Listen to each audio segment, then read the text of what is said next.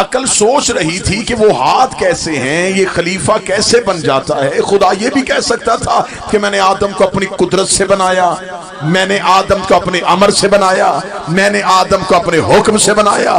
خدا بھی جانتا تھا کہ مولوی کیا کیا ڈھونگ رچائیں گے۔ خدا نے کہا میں نے آدم کو ہاتھوں سے بنایا۔ خدا نے ہاتھوں کا کہہ کے دنیا کو بتا دیا خلیفہ ہوتا ہی وہ ہے جو ہاتھوں سے بنایا جائے، خلیفہ ہوتا ہی وہ ہے جو ہاتھوں سے بنایا جائے۔ اب سقیفے میں خلیفہ زبان سے بنا تھا، غدیر میں ہاتھوں سے بنا۔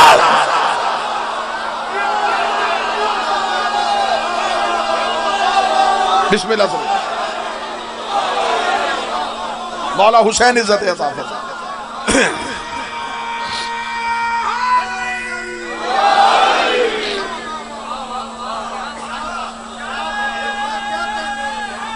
بسم اللہ سے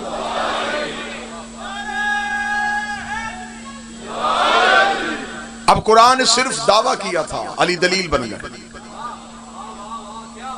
قرآن نے کہا داؤد لوہے کو موم کرتا تھا، عقل سوچ رہی تھی، علی نے خیبر کے دروازے میں انگلیاں گاڑی۔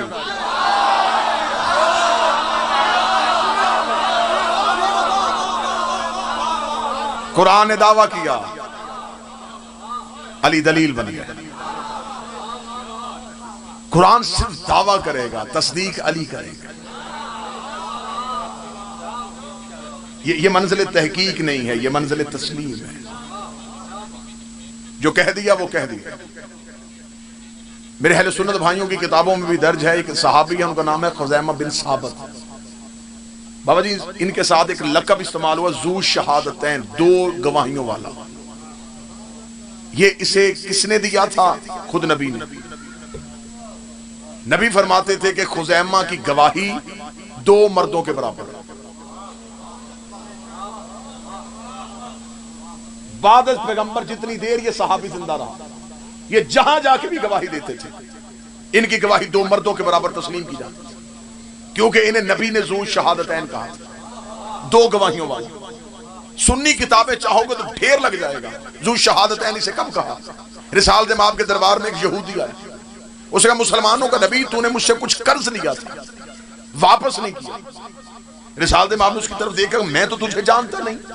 اس نے کہا میرے پاس گواہ ہیں جن کے سامنے میں نے تجھے قرض دیا تھا، تیرے پاس کوئی گواہ ہے؟ ذہن میں رکھیے گا تحقیق اور تسلیم۔ نبی ابھی خاموش تھے، یہ خزیمہ دربار میں آ گیا، یا رسول اللہ کیا ماجرا ہے؟ فرمایا خزیمہ یہ یہودی کہہ رہا میں نے اس سے کوئی قرض لیا ہے، یہ گواہ بھی پیش کر رہا ہے جبکہ میں نے تو قرض نہیں لیا۔ خزیمہ کہتا میں گواہی دیتا ہوں کہ نبی نے قرض نہیں لیا، میں گواہی دیتا ہوں کہ ہمارے نبی نے قرض نہیں لیا، ہمارے نبی نے ادھار نہیں لیا۔ اتنا کہنا تھا، یہودی شرمندہ ہو کے چلا گیا تو نبی نے اس کی طرف دیکھ کے کہا خزیمہ تو نے گواہی کیسے دے دی ہے، تجھے کیسے پتا ہے؟ خزیمہ نبی کی طرف دیکھ کے قدموں پہ ہاتھ رکھ کے کہنے لگا آپ نے کہا اللہ ہے، میں نے دیکھا، آپ نے کہا اللہ ہے میں نے دیکھا، آپ نے کہا فرشتہ ہے میں نے دیکھا، آپ نے کہا جنت ہے میں نے دیکھی، آپ کے کہنے پہ اللہ مان لیا ہے، تو یہ بھی تو آپ کہہ رہے ہیں کہ میں نے قرض نہیں لیا۔ اتنا کہنا تھا، نبی نے خزیمہ کا ماتھا چوما اور نبی نے صحابہ کو ملا کے کہا کہ آج یہودی نے مجھ سے گواہ مانگا تھا، آج یہودی نے مجھ سے گواہ مانگا تھا، آج یہودی نے مجھ سے گواہ مانگا تھا، مجھے خبر نہیں کہ راول پنڈی کہاں ہے۔ نبی نے صحابہ سے کہا آج مجھ سے یہودی نے گواہ مانگا تھا۔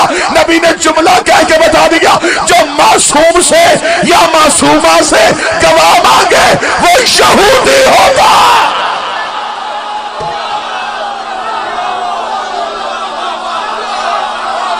جو بھی مانگے، چاہے معصوم سے مانگے چاہے معصومہ سے مانگے، وہ یہودی ہے۔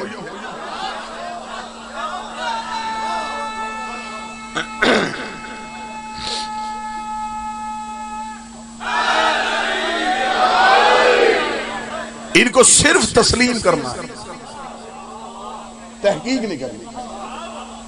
خزیمہ نے ایک بار بھی نہیں پوچھا یا رسول اللہ یہ کیوں کہہ رہا ہے، نبی نے کہہ دیا نہیں تو اس نے کہا نہیں۔ دوسرا ریفرنس بھی روضۃ الاحباب اہل سنت بھائیوں کی کتاب سے لے رہا ہوں۔ بے شک مولا امیر المومنین، ایک جنگ میں ایک عورت نبی کی مخبری کا خط اپنے بالوں میں چھپا کے جا رہی تھی۔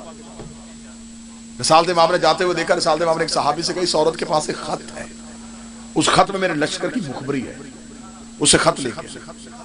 وہ شخص گیا اور اس نے جا کے کہا بی بی تیرے پاس کوئی خط ہے؟ اس نے کہا مجھے تیری شجاعت کی قسم۔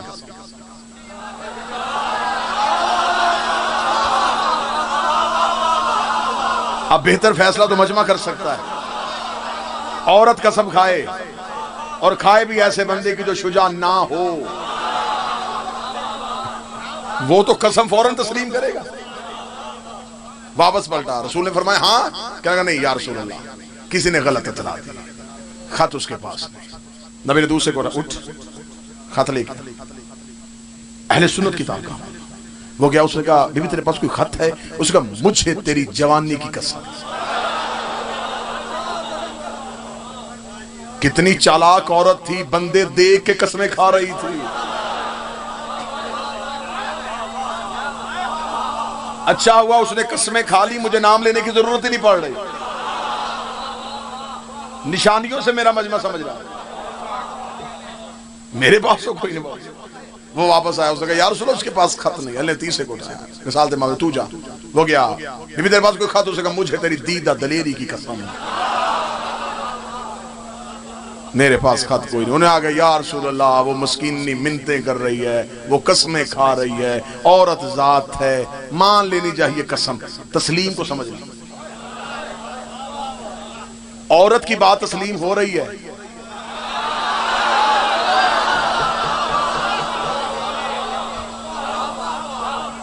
دشمن عورت کی بات تسلیم ہو رہی ہے۔ جب تسلیم کرنے والے واپس آگے، رسول نے فرمایا این علی، کہاں ہے میرا مزاج سمجھنے والا؟ کتابیں کہتی ہیں امیر المومنین دور ایک پتھر پہ بیٹھے تلوار کو تیز کر رکھتے، کمبر نے جا کر یا علی آپ کو رسول نے بلایا۔ علی وہیں کپڑا ہاتھ میں، تلوار کو کپڑے میں، جی یا رسول اللہ۔ علی اس عورت کے پاس خط ہے، وہ خط تو لے کے آ۔ امیر المومنین تیز قدموں سے چلے، علی نے جا کے ایک بار بھی نہیں کہا تیرے پاس خط ہے، علی نے دائیں ہاتھ اس کی جانب بڑھایا، بائیں ہاتھ سے تلوار نکل گئی اور بدبخت عورت وہ خط یہاں رکھ جس کی خبر مجھے مخبر صادق نے دی ہے، وہ خط یہاں رکھ۔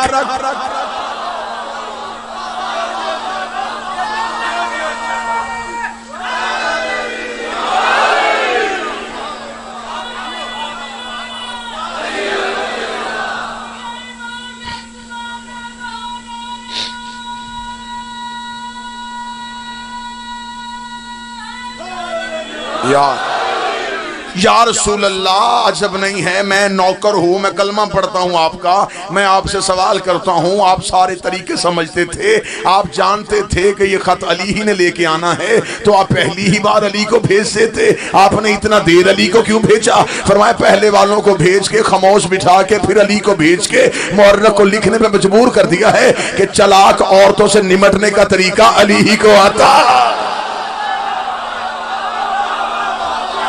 علی سے زیادہ حکمت کون سمجھ سکتا ہے؟ علی سے زیادہ تدبر کون کر سکتا ہے؟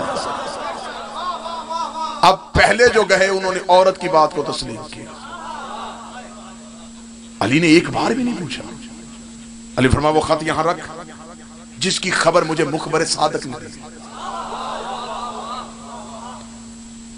بدن کانپا، یا علی میں قسم دے رہی ہوں میرے پاس نہیں۔ فرمایا تجھے تسلیم کروں یا اسے تسلیم کروں؟ رسول وہ ہے، یہ ہے منزل تسلیم، یہ ہے تسلیم کی منزل۔ جو اللہ کہہ دے اسے تسلیم کرنا پڑے گا۔ مریم کے سامنے قوم نے آ کے کہا تھا یا اخت ہارون، اے ہارون کی بہن، بچہ کہاں سے آیا؟ یہ قوم کے لیے عجب تھا، یہ قوم کے لیے تحقیق کی منزل تھی۔ انہوں نے کوئی غلط نہیں کیا، تحقیق کی منزل پہ تھے، کلمہ تو نہیں پڑھتے تھے نا عیسیٰ کا، انہوں نے تحقیق کی، انہوں نے کہا شادی بھی نہیں ہوئی، بچہ کہاں سے آیا؟ مریم نے اشارہ کیا عیسیٰ بول پڑے، اب کوشش کیجئے گا کہ ہوتے خطابت میں لفظ ہیں، مجمع کو جھنجھوڑ کے جگایا تو نہیں آتا مجھے، طریقہ ہی نہیں آتا مجھے، لفظوں کے ساتھ ہی آپ کو بیدار کرنا ہے۔ پہلے عیسائی آئے تھے جو عیسیٰ کے امتی تھے، وہ آئے تھے، اس قوم کے لوگ آئے تھے مریم پہ تحقیق کی منزل پہ۔ انہوں نے کہا پہلا جملہ جو تھا نا پیر حامد شاہ جی، وہ بتا رہا تھا کہ وہ تحقیق کرنا چاہتے ہیں۔ انہوں نے طاہر شاہ جی کہا یہ بچہ کہاں سے آیا؟ ادھر بی بی نے اشارہ کیا، عیسیٰ بول پڑے انی عبد اللہ اتانی الکتاب وجعلنی نبیا، اللہ کا عبد ہوں، کتاب لے کے آیا ہوں، نبی بن کے آیا ہوں۔ انہوں نے مریم پہ تحقیق کی تھی، عیسیٰ کو تسلیم کر لیا۔ انہوں نے عیسیٰ کی گواہی کو تسلیم کر لیا، تسلیم کر کے خاموشی سے چلے گئے، دوسری بات ہی کوئی نہیں کی۔ انہیں پتا تھا بچہ معصوم ہوتا ہے، معصوم کو تسلیم کرنا پڑتا ہے،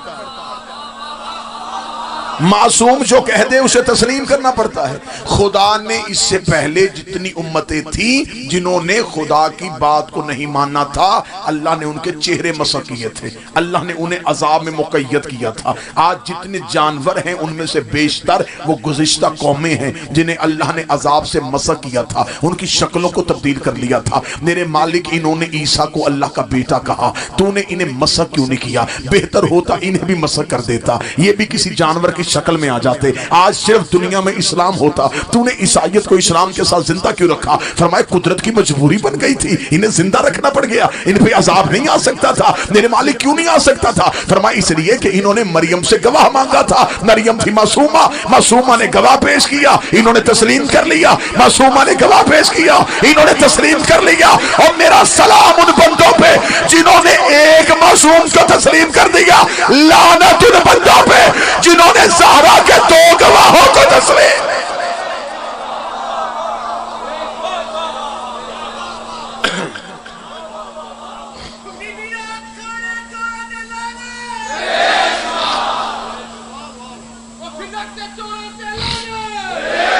تسلیم کی منزل پہ، یہ ہے تسلیم کی منزل۔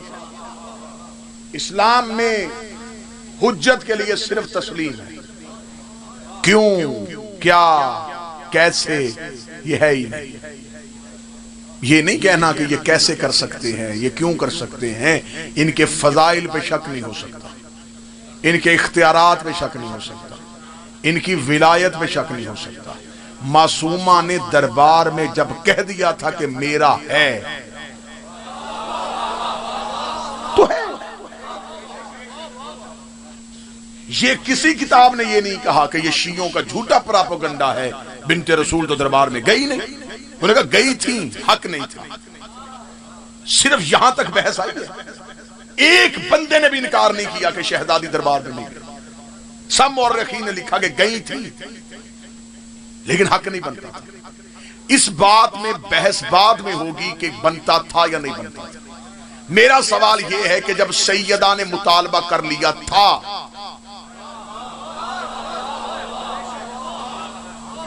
اب مجھے بتاؤ کہ امت تحقیق کی منزل پہ تھی یا تسلیم کی منزل پہ تھی؟ انہوں نے کی تحقیق، کہاں سے آیا، کب لکھ کے دیا، اس کا مطلب یہ تحقیق کی۔ جب انہوں نے تحقیق کی، معصومہ اپنے مقدمے میں 2 قدم اور آگے گئے۔ بی بی نے کہا تم نے تحقیق کی، اب میں گواہیاں دینے لگے ہوں۔ کیا کہنے شہزادی، تو نے گواہ بھی علی جیسا چنا، علی جیسے گواہ کو چن لیا۔ اب علی کی گواہی کو بھی تسلیم نہیں کیا گیا، پہلے زہرا کو تسلیم نہیں کیا گیا، بی بی نے علی پیش کر لیا، اب علی کو بھی تسلیم نہیں کیا گیا۔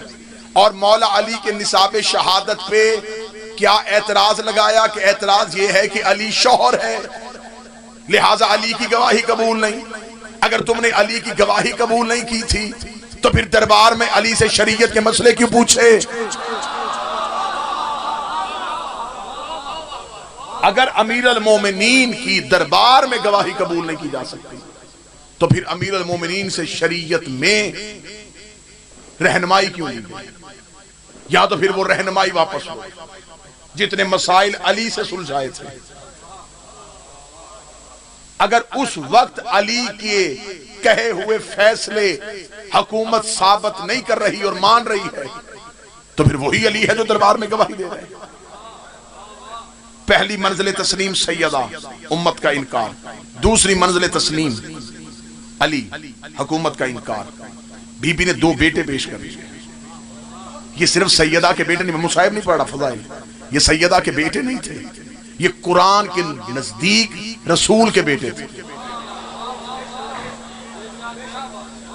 رسول کے بیٹوں کا انکار ہو گیا۔ اس کا مطلب ہے کہ حاکم نے پہلی ہی منزل پہ جو غلطی کر لی، وہ غلطی یہ کی، پہلے حکم رسول جھٹلایا، پھر بنت رسول کو جھٹلایا، پھر نفس رسول کو جھٹلایا، پھر فرزندان رسول کو جھٹلایا۔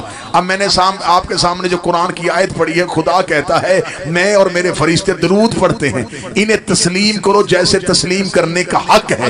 امام شافعی تک سب کوئی لکھ گیا کہ تب تک نماز مکمل نہیں ہوتی جب تک درود نہ پڑھا جائے، تب تک درود مکمل نہیں ہوتا جب تک انہیں تسلیم نہ کیا جائے۔ اس کا مطلب انہوں نے تسلیم نہیں کیا تو وہ درود سے خارج ہوئے، جب وہ درود سے خارج ہوئے تو اس کا مطلب جب وہ نماز پڑھتے تھے تو نماز قبول نہیں ہوتی تھی، لعنت کر کے واپس چلے جا۔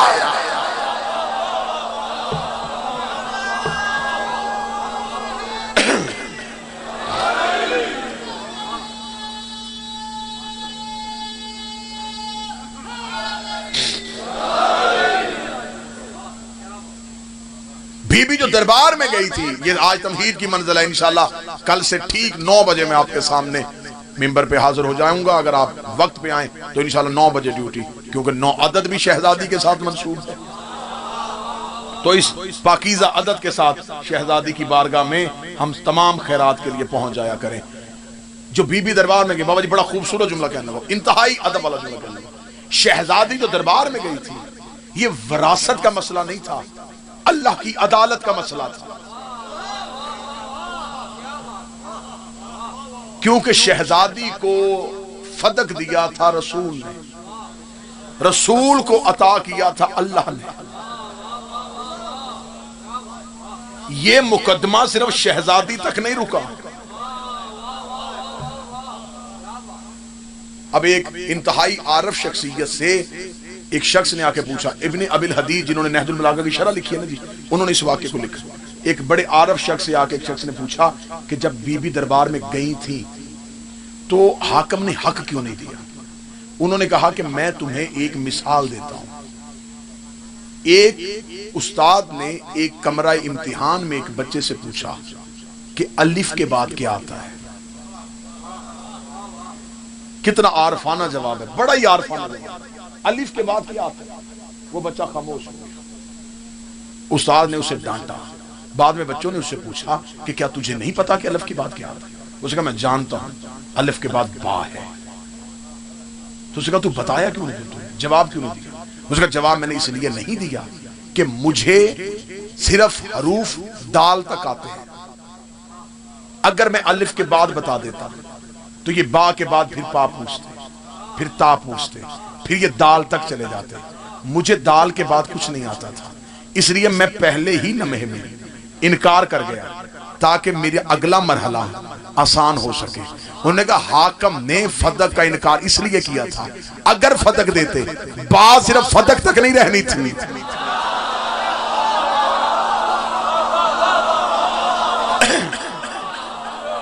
بات صرف جگیر محمد تک نہیں رہنی تھی، جگیر محمد کے بعد آ جانا تھا خلافت محمد کا مرحلہ، کہ اگر وراثت تمہارا حق نہیں تو خلافت تمہارا حق کیسے ہوگا؟ اگر تم نبی کی وراثت کے حقدار نہیں ہو سکتے تو پھر تم نبی کی خلافت کے حقدار بھی نہیں ہو سکتے، پھر بات خلافت سے چلتی چلتی کہیں کی کہیں چلی جاتی۔ لہذا پہلے ہی مرحلے میں حکومت سمجھ گئی تھی کہ آل محمد کے گھر سے جو بات آئی ہے یہ معاملہ کھجوروں کے باغات کا نہیں، اور سیدہ بھی جانتی تھی، شہزادی بھی جانتی تھی کہ نفاق اسلام کا نقاب اوڑھ چکا ہے۔ کیا کہنے بی بی تیری جنگ کرنے کے، یعنی کہ منافق نبی کی محفل میں بیٹھے رہے، اللہ نے آیت بھیج دی لیکن نبی اٹھا نہ سکے، منافق علی کے قریب بھٹکتے رہے، علی بھی بھیج نہ سکے۔ یہ ہے سیدہ تیری جنگ کا طریقہ،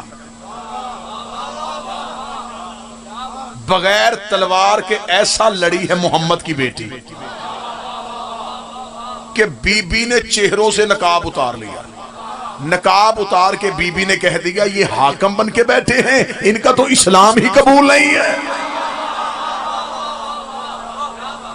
مکمل آنے والی مجالس میں شہزادی کا آپ کو مکمل خطبہ سناؤں گا جو شہزادی نے دربار میں دیا, اور اس میں کتنا عرفان تھا, کتنی معرفت تھی. بی بی کو تسلیم نہ کیا گیا. بی بی کو تسلیم نہ کرنا بحیثیت قرآن یہ ہے کہ مباہلہ میں رسول لے کے گئے تھے اور عیسائیوں نے تسلیم کر لیا تھا.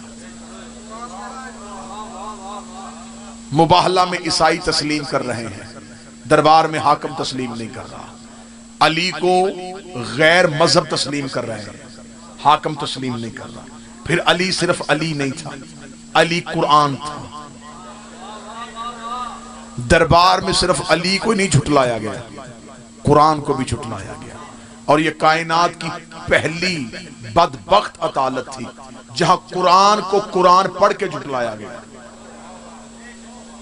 یعنی کہ آیتیں پڑھ پڑھ کے قرآن کو جھٹلانے کی کوشش کی گئی, قرآن کی تکذیب کرنے کی کوشش کی گئی. ہمارا سوال امت مسلمہ سے صرف یہی ہے, جب بی بی چلی گئی تھی, بی بی نے کہہ دیا تھا کہ فدق میرا ہے, تو یہ معاملہ شہزادی کی طرف سے تھا. معاذ اللہ ثم معاذ اللہ, اگر بی بی کا مطالبہ غلط تھا تو حاکم کو چھوڑنا چاہیے تھا. وہ کہہ دیتا کہ نبی کی بیٹی نے مطالبہ غلط کیا.